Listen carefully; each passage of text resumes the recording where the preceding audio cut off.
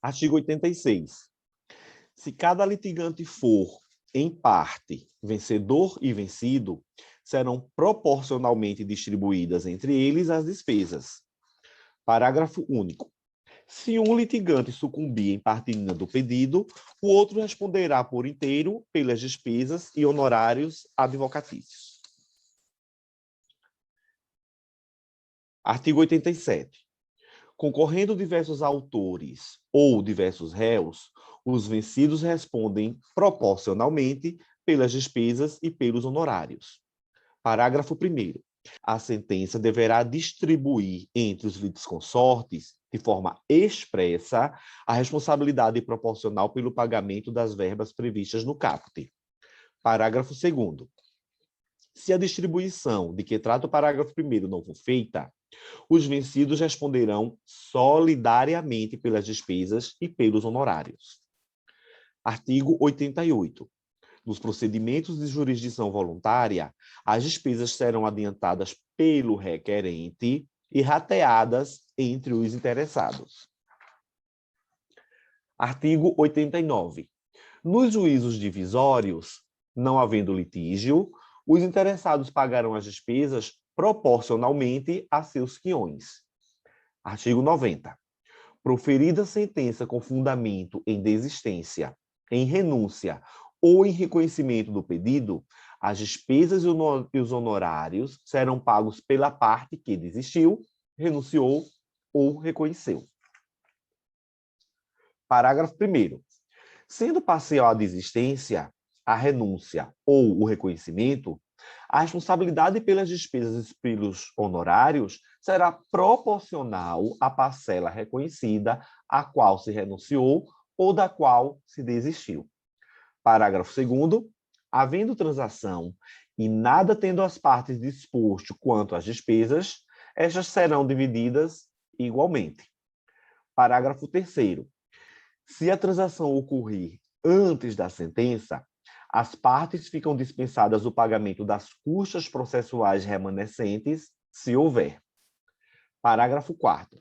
Se o réu reconhecer a procedência do pedido e, simultaneamente, cumprir integralmente a prestação reconhecida, os honorários serão reduzidos pela metade. Isso aqui, Maria, é super importante, porque o que acontecia? Quando o réu ele reconhecia a procedência e já de imediato ele cumpria integralmente com essa parte, ele pagava os honorários integralmente. E aí agora houve uma relativização para ele pagar apenas de forma reduzida pela metade. Artigo 91. As despesas dos atos processuais praticados a requerimento da Fazenda Pública, do Ministério Público ou da Defensoria Pública serão pagas ao final pelo vencido. Parágrafo 1º. As perícias requeridas pela Fazenda Pública, pelo Ministério Público ou pela Defensoria Pública poderão ser realizadas por entidade pública ou, havendo previsão orçamentária, ter os valores adiantados por aquele que requerer a prova. Parágrafo 2º. Não havendo previsão orçamentária no exercício financeiro para adiamento dos honorários periciais, eles serão pagos no exercício seguinte ou ao final pelo vencido, caso o processo se encerre antes do adiamento a ser feito pelo ente público. Só que eu tenho uma questão aqui, Maria, que diz assim, ó. Em relação ao Ministério Público, é correto afirmar, quando a prova pericial por ele requerida não seja realizada por entidade pública, caberá a ele, Ministério Público, adiantar os custos respectivos, desde que haja previsão orçamentária. É exatamente isso que tu acabaste de ler, né? O artigo 91 e seu parágrafo 1º. Artigo 92. Quando, a requerimento do réu, o juiz proferir sentença sem resolver o mérito, o autor não poderá propor novamente a ação sem pagar ou depositar em cartório as despesas e os honorários a que foi condenado. Artigo 93. As despesas de atos adiados ou cuja repetição for necessária ficarão a cargo da parte, do auxiliar da Justiça, do órgão do Ministério Público ou da Defensoria Pública ou do juiz que, sem justo motivo, houver dado causa ao adiamento ou à repetição. Artigo 94. Se o assistido for vencido, o assistente será condenado ao pagamento das custas em proporção à atividade que houver exercido no processo. Artigo 95. Cada parte adiantará a remuneração do assistente técnico que houver indicado, sendo a do perito adiantada pela parte que houver requerido a perícia ou rateada quando a perícia for determinada de ofício ou requerida por ambas as partes. Parágrafo 1º. O juiz poderá determinar que a parte responsável pelo pagamento dos honorários do perito deposite em juízo o valor correspondente. Parágrafo 2º.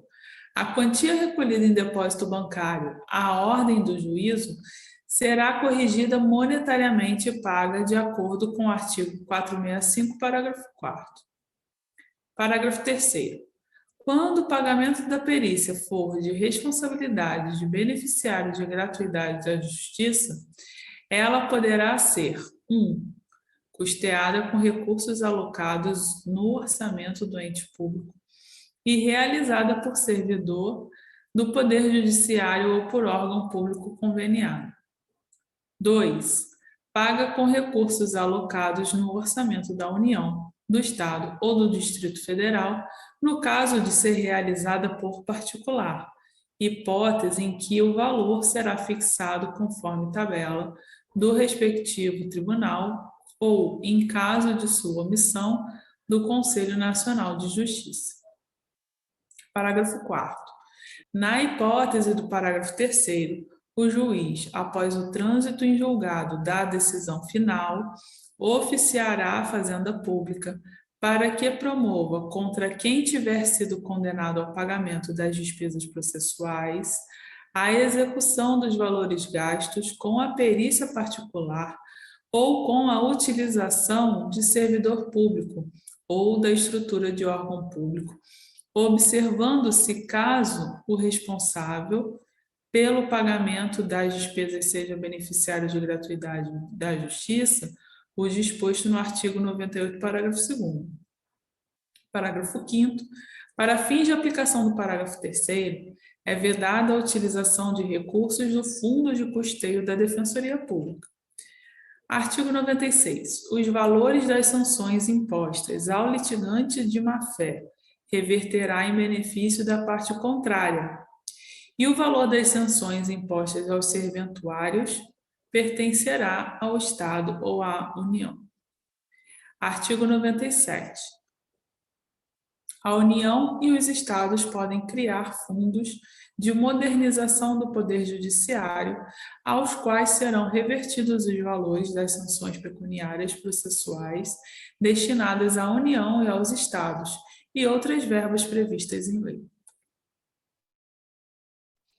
Maria, eu só queria pontuar uma questão atinente a esse artigo 95, que fala da questão da perícia.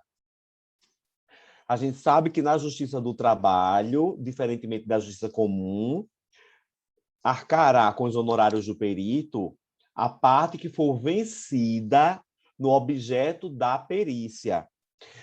Tem que ter muito cuidado, é vencida no objeto da perícia e não necessariamente na perícia, porque muitas vezes o perito ele vai, diz, por exemplo, que não havia insalubridade, mas há outros elementos nos autos que provam que o trabalho era insalubre. E o juiz condena a empresa, por exemplo, a pagar o adicional de insalubridade. Neste caso, quem arcará com os honorários do perito será a empresa, porque, repita-se, fica a cargo da parte sucumbente no objeto da perícia, ok? Já que na Justiça Comum vai ser a parte que requeriu. E se for determinada de ofício pelo juiz, ambas as partes. Seção 4 da gratuidade da Justiça. Artigo 98. A pessoa natural ou jurídica, brasileira ou estrangeira, com insuficiência de recursos para pagar as custas, As despesas processuais e os honorários advocatícios têm direito à gratuidade da justiça na forma da lei. Parágrafo 1º. A gratuidade da justiça compreende: 1. As taxas ou as custas judiciais. 2. Os selos postais. 3. As despesas com publicação na imprensa oficial, dispensando-se a publicação em outros meios. 4. A indenização devida à testemunha que, quando empregada, receberá do empregador salário integral, como se em serviço estivesse. 5. As despesas com a realização de exame de código genético DNA e de outros exames considerados essenciais. 6. Os honorários do advogado e do perito e a remuneração do intérprete ou do tradutor nomeado para apresentação de versão em português de documento redigido em língua estrangeira. 7. O custo com a elaboração de memória de cálculo, quando exigida para instauração da execução. 8. Os depósitos previstos em lei para interposição de recurso, para a propositura de ação e para a prática de outros atos processuais inerentes ao exercício da ampla defesa e do contraditório. 9. Os emolumentos devidos a notários ou registradores em decorrência da prática de registro, averbação ou qualquer outro ato notarial necessário à efetivação de decisão judicial ou à continuidade do processo judicial no qual o benefício tenha sido concedido. Parágrafo 2º. A concessão de gratuidade não afasta a responsabilidade do beneficiário pelas despesas processuais e pelos honorários advocatícios decorrentes de sua sucumbência. Parágrafo 3º. Vencido o beneficiário, as obrigações decorrentes de sua sucumbência ficarão sob condição suspensiva de exigibilidade e somente poderão ser executadas se, nos 5 anos subsequentes ao trânsito em julgado da decisão que as certificou, o credor demonstrar que deixou de existir a situação de insuficiência de recursos que justificou a concessão da gratuidade, extinguindo-se passado esse prazo, tais obrigações do beneficiário. Parágrafo 4º. A concessão de gratuidade não afasta o dever de o beneficiário pagar, ao final, as multas processuais que lhe sejam impostas.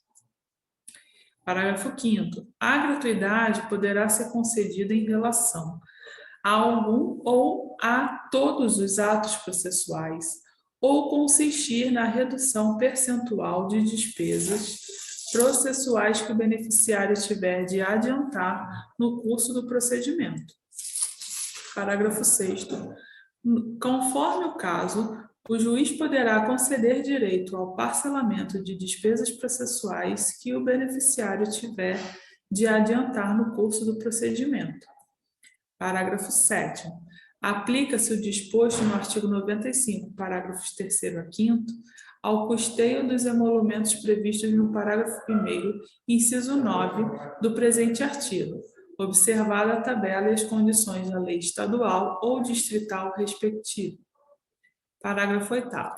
Na hipótese do parágrafo 1º, inciso 9, havendo dúvida fundada quanto ao preenchimento atual dos pressupostos para a concessão de gratuidade, o notário ou registrador, após praticar o ato, pode requerer ao juízo competente para decidir questões notariais ou registrais a revogação total ou parcial do benefício ou a sua substituição pelo parcelamento de que trata o parágrafo 6º deste artigo, caso em que o beneficiário será citado para, em 15 dias, manifestar-se sobre esse requerimento.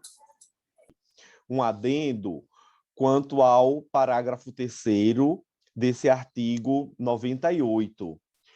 Aqui ele diz assim, ó: vencido o beneficiário, as obrigações decorrentes de sua sucumbência ficarão sob condição suspensiva de exigibilidade e somente poderão ser executadas se, nos 5 anos subsequentes ao trânsito julgado da decisão que aí certificou, o credor demonstrar que deixou de existir a situação de ineficiência dos recursos que justificou a concessão da gratuidade, extinguindo-se, passado esse prazo, tais obrigações do benefício. No processo do trabalho, Maria, também existe essa suspensão da exigibilidade, só que o prazo lá serão só 2 anos. Então, o credor tem que provar que no prazo de 2 anos houve modificação da condição para poder cobrar. Se não provar, não poderá mais fazê-lo. Aqui o prazo é mais dilatado. Na CLT está lá no artigo 791-A, e o parágrafo 4º, que diz assim, ó, vencido o beneficiário da justiça gratuita, desde que não tenha obtido em juízo, ainda que em outro processo, créditos capazes de suportar a despesa, as obrigações decorrentes de sua sucumbência ficarão sob condição suspensiva de exigibilidade e somente poderão ser executadas se, nos 2 anos subsequentes ao trânsito em julgado da decisão que as certificou, o credor demonstrar que deixou de existir a situação de insuficiência de recursos que justificou a concessão da gratuidade, extinguindo-se, passado esse prazo, tais obrigações do beneficiário. Artigo 99. O pedido de gratuidade de justiça pode ser formulado na petição inicial, na contestação, na petição para ingresso de terceiro ou em recurso. Com a jurisprudência do TST, OJ 269 da SDI 1, inciso 1. O benefício da justiça gratuita pode ser requerido em qualquer tempo ou grau de jurisdição, desde que, na fase recursal, seja o requerimento formulado no prazo alusivo ao recurso. Inciso 2. Indeferido o requerimento de justiça gratuita formulado na fase recursal, cumpre ao relator fixar prazo para que o recorrente efetue o preparo. Parágrafo 1º. Se superveniente a primeira manifestação da parte na instância, o pedido poderá ser formulado por petição simples nos autos do próprio processo e não suspenderá seu curso. Parágrafo 2º.